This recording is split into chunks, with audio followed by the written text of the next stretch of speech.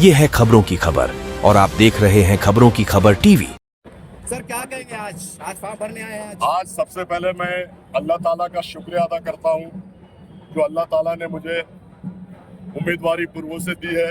उसके बाद मैं आदरणीय बाला साहब अम्बेडकर साहब का शुक्रिया अदा करता हूँ, अंजलि ताई का शुक्रिया अदा करता हूँ और हमारे रेखा ताई का शुक्रिया अदा करता हूँ, हमारे जिलाध्यक्ष योगेश भाई, हमारे बंटी जी और तमाम शहरान औरंगाबाद के नौजवान साथी बुजुर्गों दोस्तों का शुक्रिया अदा करता हूँ। और बाला साहब ने मुझ पर जो भरोसा जताया, उम्मीदवारी पूर्व से दी है, तो मैं आप लोगों को बता दूं कि पिछले 10 साल में ना मैं कभी पूर्व में आया, ना मैंने कभी पूर्व से इलेक्शन लड़ा। 10 साल से एमआईएम वहां पर इलेक्शन लड़ रही है और 10 साल से एमआईएम वहां से हट रही है और बीजेपी जीत के आ रही है।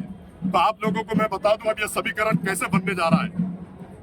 बाला साहब अम्बेडकर ने मुझ पे भरोसा करके दलित समाज, बौद्ध समाज, बंटी जी, तमाम दलित समाज जितने बाला साहब को मानने वाले हैं वो लोग मेरे साथ हैं।